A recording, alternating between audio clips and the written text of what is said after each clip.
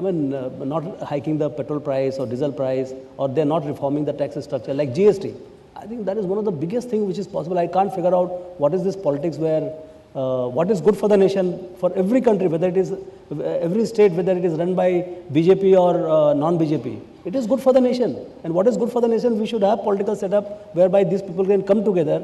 Okay, politics has to be run by politicians, but economics has to be above politics.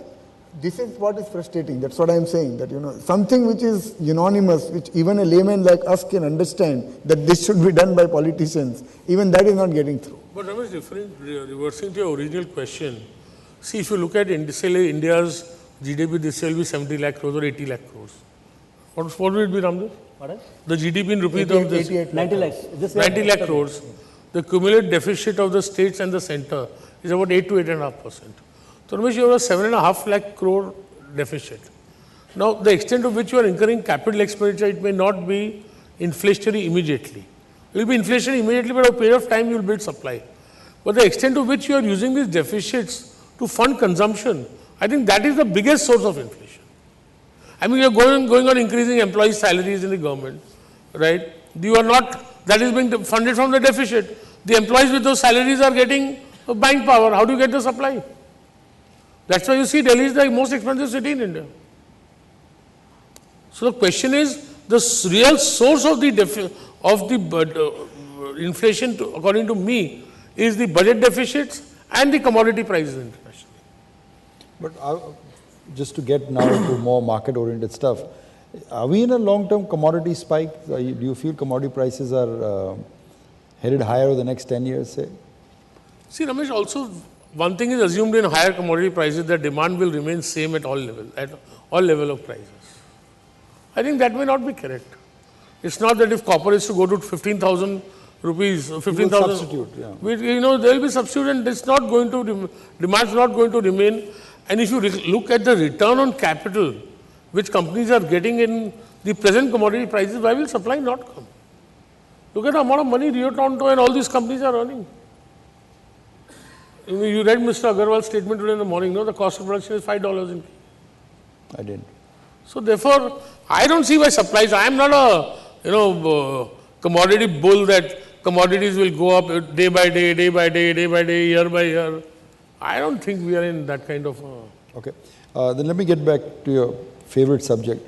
The bears are fairly vocal at this time, as you can understand, and they've been pleading the case. And a lot of them tell me that 5,200 in the Nifty is the high water for the market for a long time. What's your view on that? देख रमेश, जिंदगी में क्या होता है कि हर आदमी का दिन आता है तो so be it, यार, right? As long as whatever they shout, I only want to know at the end of 5 years their balance sheet and my balance sheet. I'll ask the bears. I think the proof of the pudding is there, right? Not in the shouting and the. I think markets are in a difficult stage. I think we could be in a range for a long period of time, right? Could be for 6 months, 1 year. But I'm not, as an investor, I have no qualm that I should, sell my equity and put my money elsewhere, and the companies will fail and India will not grow. I'm confident. And maybe 5,200 could be a difficult point to penetrate. But I think 46, 4,700 is also going to be a difficult point to penetrate. So the range. And don't forget that a lot of pessimism is getting priced in. I mean, you are a State Bank at 3,500. I was a bear in State Bank. Now State Bank at 1,800. Maybe it could go down, but first, I mean, I'm just giving you an example. If you look at the prices, and there are two categories in the market: one where there is no effect on prices, one where there is a lot of effect. So I think the place, if market is to further go down, where there has been no hit on prices, those stocks will have to come down. Then only could we make some kind of blue chip capitulation. It will have to happen, according to use Raamdeo's terms. It will have to happen. And there has been another thing, which is that there has been no significant FI selling. I mean, I don't know whether it will keep, but we should not rule it out. At the same time, I heard Mark Mobius today on the TV. He was saying, no, it's a very good good growth story. And I give value to Mark Mobius, and he was saying, next year itself we'll have a very good market. So Mobius, I give value to his opinion, some value. So So let's hope it doesn't break the bottoms, current bottoms, and let's hope the bears are wrong, that it won't go above 52. So just for the record, what's your trading range for the market? I don't know, I mean, I'm not doing much trading, so I don't have much trading range. But I would think this 46, 4700 level should hold. And I want to say one thing also, that if you go to any country, I don't believe this 40% premium to emerging markets. It's all crap. Because Japan had the bloody, America had a P when the Dow made the top, which was lower than what Japan had at the highest point. So Japanese P's have always been, so there are always an history and a tradition in P's. And that has been maintained worldwide. Country-wise differentiation is there. And I think India apart from growth, India has got the highest ROE and ROC. Right? And that cannot, that is true for the last 25 years. So that cannot be thrown out in 2 years, maybe 1 year or 2 years. There could be lower ROEs in India. But there is no reason to believe that the higher rate of return on capital will not come back. But conversely, does the Dow strength surprise you? The way it bounces back, the quality of leadership in the Dow components, does that surprise you? In fact, if I see some of the Dow prices, I'm surprised that how are stocks available at these values. I mean, you have Intel 3% yield and, 7 times, 8 times, 9 times earnings. HP. A company like Google, unbelievable growth, 15, 16 times earnings. I mean, oil companies are doing so extremely well. Oil and technology are the biggest. So, I personally feel there is some maximum pessimism being priced in there. And I think there is a flaw to those valuations. And also, you must not forget, 46% of S&P 500 sales are outside America. But would you be brave enough to think that, given the Dow's price movement, they could go back to its all-time high? Well, Ramesh, see, if the corporate earnings in America, the whole crisis in Europe and America, how it will end. I read a very small note when to sell gold. Someone from BNP Paribas had sent me that note. Now, he says that the bottom will be made when the public opinion accepts. I mean, you are raising the retirement age in Italy. You are raising the working hours. You are raising the taxes, right? And it is when the world is not going to end, capitalism is not going to end, in my opinion, that person's opinion also. So it's when the public at large accepts that this is the pain that we have to take, right? And then only will start the beginning of the end. Because what markets require will be confidence. And if they are confident that people are reforming, and those reforms over a period of time will result in this crisis getting corrected. And he gave a very good example that in 81, nobody knew Margaret Thatcher. Britain was in its worst condition after the Second World War. Inflation was extremely high, right? There was trade unionism was at the highest. 6 months before the election came a lady called Margaret Thatcher in a bolt from nowhere. She became Prime Minister. She said before in the election that I will raise interest rates, I will sell the public sector, I will ban trade union strikes, right? People elected her and she corrected everything.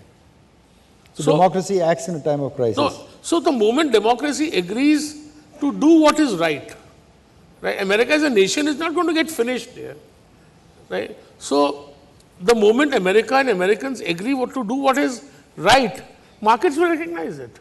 And if at that time these companies' earnings hold on, then I think you can have a new high. So if the confidence comes back in the market, with the earnings being what it is today, then why not? Madhu, Rakesh suggests 4,700 to 5,200 as a range for the Nifty. What is your view looking ahead in the market?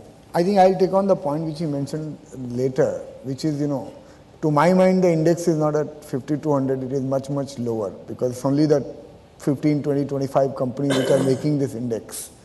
So from an investing perspective, I think even in this painful phase, let's say even if it lasts 6 to 12 months, one is very, very clear that in that larger mid-cap space, which is not the blue chip space, this is where you will get investing opportunity. And to my mind, that index may be somewhere around 3,000 or 3,500 in Nifty if I charted that out.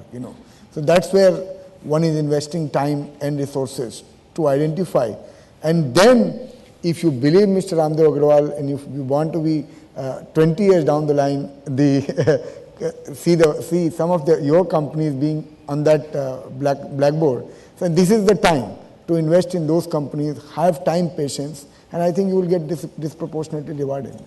So you're saying, forget the range part, look at the beaten look at down the underlying mid-cap value stocks. which is getting created. This is the time to look at good quality business, high quality management, and some of these stocks are already beginning to be in that radar. Not every mid-cap which has fallen is a fraud or a cheat. Or deserves to be there. Yeah, absolutely, deserves to be there. I'll get back with some suggestions for you. But Raamdeo, in terms of the hypothesis you laid out for the market, the next $1 trillion opportunity that is coming, does this give you pause? I mean, do you feel that we're actually going to create a society in India with, 50 crore middle class people, a $10 trillion economy over, say, 25 years? Or do you think that given the political malaise... $10 trillion commit 25 years? Ramesh, we don't create it, I'll commit suicide here. 10 trillion in 25 years, boss, we had 2 trillion this year, or maybe 1.8 trillion. Where do you expect it to be in 25 years? Well, I just read a note by Standard Chartered which says 30 trillion by 2030. Yeah. In 20 years, he's talking of 30 trillion. Okay. I mean, $10 trillion, maybe you said it out of... It was just a number I threw out. But do you give pause to that? Do you feel that, this is like Brazil used to be in the 60s, the land of tomorrow, but it doesn't really happen? My sense is that what I've seen in 20 years about the politics, coalition politics, we have seen Deve Gowda as the Prime Minister and a whole lot of weak coalition governments came, and we saw the explosion in the same hall here, bomb explosion right below. And the kind of adversities we have sent that gold thing to get $100 million of credit line to London. So, I mean, we have seen this economy is truly resilient. And but then it's also not going to be a repeat of what we have seen between 2003 and 2008-9. We should not extrapolate. What is happening is in a lot of this number crunching, the 2003 to 2008, 8-9% growth without much of reforms or effort by the politicians or economic managers, they've got it. And they're thinking that it is their birthright to extrapolate it. That is the biggest mistake we are committing. We don't deserve to grow at 8-9%. Size is creating its own problem? No, it's not a size. It's got tremendous, in this knowledge economy and the kind of connectivity we have, it is a tremendous time when demographics are right. This is the time when actually policymakers and governments and the people who are managing it, leave aside the politics, but managing the country, it is such a tremendous opportunity to give the education, right education, and create, in a $70 trillion global economy, you've got 22% savings per year. 20% is savings. 12 to 13, $14 trillion is the annual savings. So if you create conducive environment, there's no dearth of money.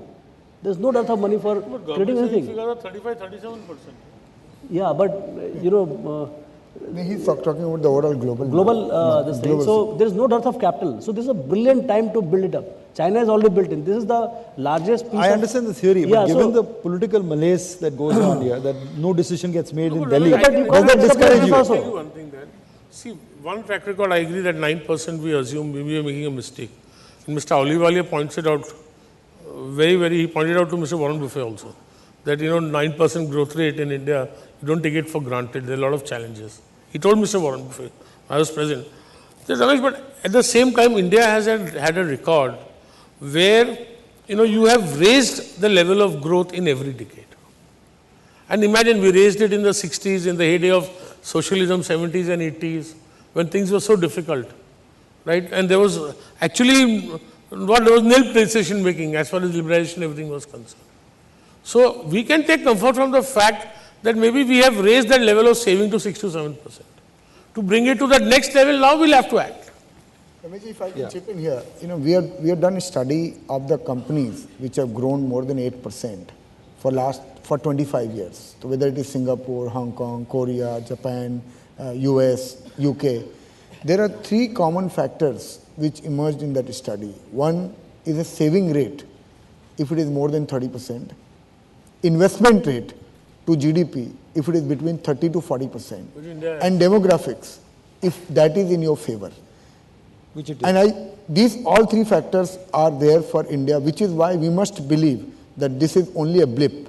Second point is that when I looked at individual years in all these countries, we have gone year by year, there were phases when in 1 year they grew at 10 or 11%, and 1 or 2 years, in these 25 years, they've even grown as low as 3 or 4%.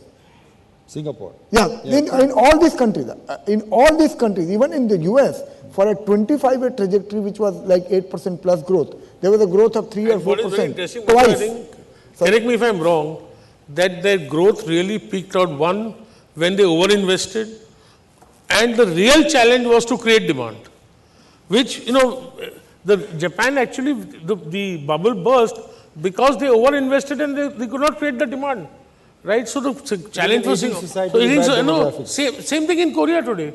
So, but with India, where there can be so much local consumption, I think that's why all these economists are so longer term bullish. Not that I'm a good economist, that, in India, if you have the supply, the demand is always going to be there. And we have the best model where consumption is already a high part of our economy. So that over-investment phase cannot come easily. So I think, what I'm trying to, even in case of China, if you see in last 25 years, there were phases when Chinese economy has grown less than 5%. When? I'll give you the year, but last 25 years, if you take, the growth rate has been significantly lower as compared with the mean growth rate. So what I'm trying to say is, when we look at India's problem today, we can't comprehend how it will get solved. But going by the past experience of all these countries, we can only say the history has it that it will get solved. That in 91, when the gold was sold, could anyone would have imagined that India is going to be where it is today, 20 years down the line? What do you think is the policy paralysis? What is it that the government, let's debate this now, we all talk of policy paralysis. Let us try and understand what is the policies we want so that we'll decide government is acting. We want GST. We want GST. That's not happening. Fair enough, we want GST. We want direct tax code. See, some things that the government has listed down. I think there are 13 education bills which are pending in this country, wherein, even my daughter, I am scared whether she will get admission in the school. I will tell you one thing, if those bills are passed, it's going to make education more difficult rather than easy. But Rakesh, you see what is the scarcity? I am saying even for my daughter, I am scared whether she will get admission in the school or not. One of the top schools. Any daughter, you tell me, I get it. Don't worry. So, labor reform, Rakesh. Right, labor reform, we want GST, we want DTC, we want FDI in more areas. So, साल में हो जाएगा ना, ऐसा थोड़ा नहीं होने वाला है. I mean, what is the country is not going to end tomorrow if GST doesn't come. Right? That is the fact that... I want more thing also, I think, is that more transparent and speedier decision making. I think that's very, very important. And also, I support what Anna Hazare is doing, but I don't believe that's what will end corruption in this country. What you got to do is, you got to make more transparent procedures, right? Do e-auctioning. So, it's not that India is absolutely nothing, it's become a jungle warfare and India has gone to the dogs. All of us, including me, feel this way. But I think that may not be right. Sometimes you see the stock prices and you start forming opinions, Rakesh. Stock prices are really looking ugly. No, we are no. But does Nitish Kumar give you hope, Rakesh? Do you feel that someone like him comes to power, gets re-elected with a good majority, does actual work? Does that give you, people vote, people throw out the bad guys? Absolutely. I think that's extremely important. The BJP fared also well in Madhya Pradesh. I don't know, but they say Mr. Shivraj Chauhan is a good chief minister. They won in Chhattisgarh also, I think. Yeah. There is one, Raman Kumar. Raman Kumar, third time elected. I think if you go to Gujarat, you can't believe this is Gujarat. And Gujarat is not only about what we urban Indians are thinking. If you look, he's improving the Human Development Index. The water levels are the highest. Agriculture. The cotton, agriculture. So there is no question, Ramesh. Can West Bengal improve too with the new government? God save West Bengal. No, people told me, Amit was telling me in the office that you must see the state of hospitals in Bengal. I said, why do they elect the communists and then Mrs. Mamata Banerjee? I mean, God really help Bengal here. So, but if you have chosen, I will deserve what I choose. So they have chosen Mamata Banerjee, so best of luck to them. And I think the biggest problem in India is the divided polity. There was Yogendra Yadav who had come on CNBC today, he's a political columnist. What did he say? He said if you talk to them without the TV camera, everybody's economic policies are the same. Everybody knows what is required to be done. There is no difference between the BJP and the Congress and the Samajwadi Party, right? But it's all political posturing. So I was thinking yesterday that 19 MPs, who stopped the whole legislation, finally 19 MPs of the Trinamool Congress. Correct. Because of them, the Congress tried up to the point. So if you don't have a divided polity, where there is we want one single party or two like-minded parties in power in parliament. And you look at one, whether Chhattisgarh has done well, or Madhya Pradesh has done well, or Bihar has done well, or Gujarat has done well. They carry one quality. There is one man whose words is rule. See, you have a strong legislature, you have a person who has performed well, they have got that power. Narendra Modi has got that power by sheer performance. Or Nitish Kumar is getting it by sheer performance. Yeah, Rakesh, we're just out of time. Raamdeo, let me just do this final round with you, starting with you. Look ahead to 2012. Where would you start placing money? Which are the sectors that you think look attractive from an investment point of view? I'm, as I said, I'm aligning more to buy more blue chips or emerging blue chips in the portfolio so that I can. So the list you came up with was yeah, the so list to look that's at. the list, and maybe even younger companies, younger than 5 years dividend track record companies. Say, Any particular sector you favor? Or no? There is nothing like sector. I look at individual companies, their performance, their dividend track record, and what they can do, what kind of honesty and competence they bring on the table. And I don't buy some 10, 15 companies in a year. I mean, if I can add one company or two companies in a year, that's good enough. So, but YOY will be higher than we are today, over a 12-month basis? My portfolio saying? No, the index. Pardon? The index. Will it be higher on a 12-month yeah, basis? I would think so. I mean, Diwali to Diwali, it should be a better time. Great, thanks. Madhu, you said start looking at the mid caps, the small caps area. Any particular sector that you... Again, I think, Rameshji, I will not go by the sector, but I think across sectors, you will find maybe interesting companies. And what we saw, let's say, something like real estate or infrastructure, which is completely written off. But if I start off in technology boom, then there are like 200 listed companies. But 10 of them have survived. And they have seen a new glory than as compared with even 2001 or 2. So in every sector, you will have leaders. And this is the time really to choose, rather than a sector, this is the time to choose individual companies from different sectors and make a portfolio. In effect, today's dogs will become tomorrow's darlings. I don't know whether the dogs will become darlings, but there are too many dogs out there. But I would say that companies which have demonstrated that they can hold on to this difficult period, companies which have demonstrated that there is not too much leverage, because you see, once your debt comes in, there is no foreign big acquisition which has happened. So the companies which have still remained disciplined, wherein because of the only earning momentum, the prices have gone down. This is where you will find they will come back. Interesting. Rakesh, companies. the final word on market. Well, Ramesh, YOY gain, just 1 minute, Rakesh. YOY gain for the Sensex? I wouldn't want to hazard a guess. This is too complicated to hazard a guess on the index. Rakesh? Ramesh, you asked me where to invest the money. I'm looking for the money here. I'm already fully invested. Having said that, I think we are entering into a year of uncertainty. I think it's best not to predict, and it's best to watch and react. Because as I said, this inflation, European government factors, I think it's going to be an unpredictable year, in my opinion. Which all years in the stock market are, Rakesh. No, I mean... But if some person out here has some money, would you encourage him to go out and look for good quality companies? Yeah, ask Raamdeo, he's done all the studies here. I asked him, what about you? Well, if I were to invest, I would invest in the beaten down sectors. And I also come to a concept of value investing. I think value investing is not only buying the blue chips. Value investing is also when you can buy a stock, keep it for 12 to 18 months and sell it at a handsome return. You may not buy every stock in life, doesn't have to be bought for 40 years. All of us cannot be Mr. Warren Buffett in life, let me tell you. So just because he thinks that every stock should be bought for life, doesn't mean we should also buy every stock for life. Value investing is buying value where it may not be lasting value. That value could be in cash over 2-3 years. 2-3 years. Well, Raamdeo, in your presentation, you had a very nice poem. You said, a cow for its milk, we thank a hen for its eggs, and we thank the panelists for the wisdom. Thank you, ladies and gentlemen.